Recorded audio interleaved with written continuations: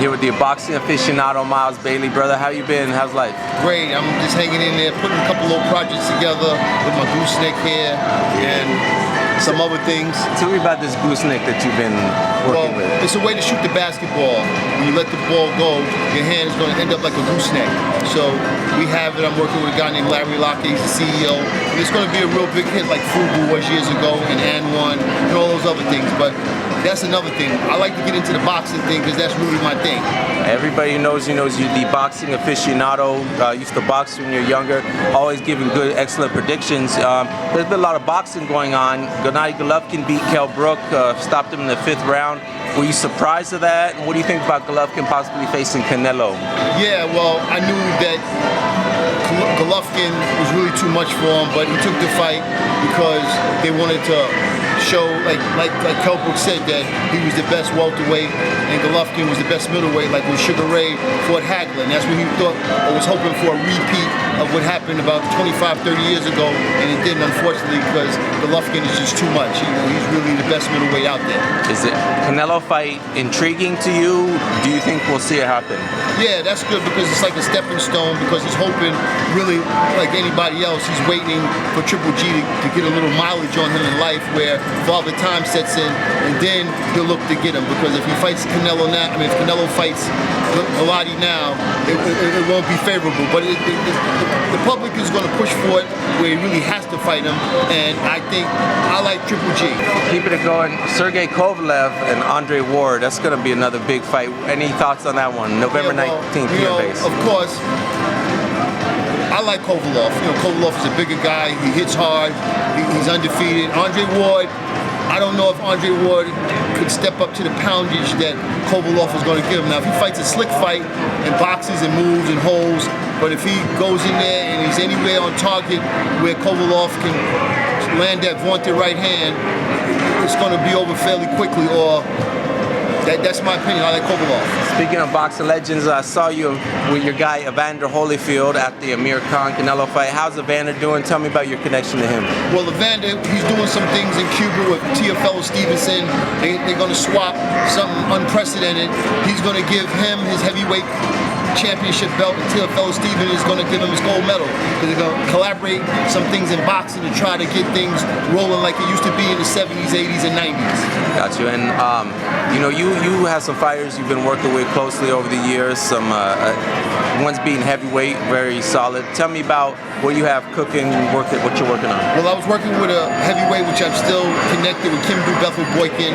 His contract is coming to a close, but I talked this morning to the great Eddie Mustafa Muhammad, because Eddie was trying to work with us years ago and get Barry Gordy involved to sign Kim when he was going to the Olympics. But instead of turning pro, he went to the Olympics and he lost to Michael Hunter, and he was the alternate. But I think it's going to resume now. Eddie hopefully can crank him back up and get him going, because Kim is 10-1-1 with 8 knockouts, and he's a southpaw. Eddie's a legend. Eddie's had 12 world champions, and he's still going strong to this day. And I'm hoping it can work out with Eddie and Kim Do. Perfect. Now, what is it like? You know guys like Eddie. You know a lot of people. Just this boxing brotherhood. Why is it such a special sport? And just tell me about your perspective of being in this boxing game. Well, what it is, like I said, you got to have the good people around, like the trainers. I'm working with a few trainers now.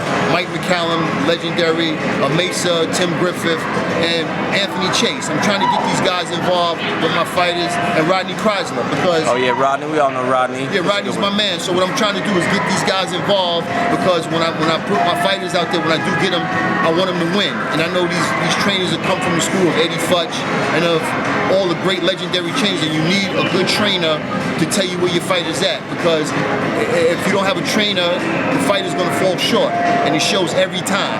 What do you think? Any thoughts on Floyd Mayweather? People always debating, should he come back, or is he going to be happy as a promoter? What do you think about the future of Floyd Mayweather promotions and everything? Well, the promotions is doing okay from what I'm hearing and seeing, but I hope Floyd comes back, because Floyd is good for boxing. It'd be nice to see him get that 50th win.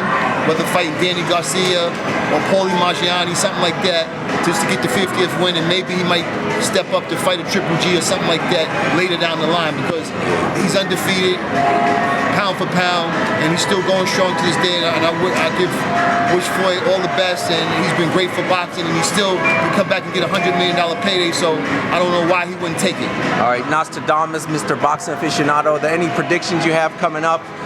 Any thoughts on boxing that just the sport stuff? Why do they call you the Boxing Aficionado? Well, I'm pretty good on what I see because I've been in the boxing for over 35, 40 years. It's like reading the racing form with the horses. I look, I watch closely to see what they do, look at their faults, look at their strong points, and styles make fights. So I try to look at where a guy is strong suited at, and this is how I'm really like 90%, because if it goes the way that it shows on paper, it's really a prediction, and that's what's good about the fighters of yesteryear. Now the fighters of today, they just want to pick, oh, I don't want to fight this, I want to that. You have to go in there and take who you got to fight, because you really want to move on with your career, because this hand picking, cherry picking, the stuff they're trying to do, but back to me is how I do it. I've been doing this so many years, so I'm pretty good at it as like that.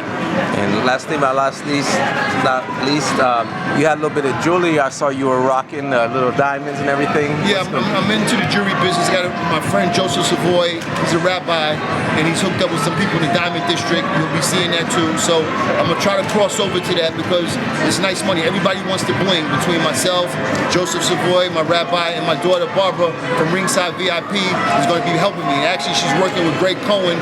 They're doing a show in LA in October, in Biloxi, Mississippi, November of this year. So that's a good thing. And Muhammad Ali Jr. is coming on board to work with me because he just called me this morning, and hopefully I can get some things going with him. And last but not least, Al Lowe and Tommy Hearns. We're doing some shows in Detroit. I talked to Al this morning, and Al had Leon Spinks, he had Tommy Hearns, and we're going to be working on some things. We're doing some shows in Grand Rapids and Detroit, Michigan within the next 3 to 6 months. Great stuff. You're always a busy man. We'll be keeping in touch with you in the coming months. Miles Bailey, Boxing Aficionado.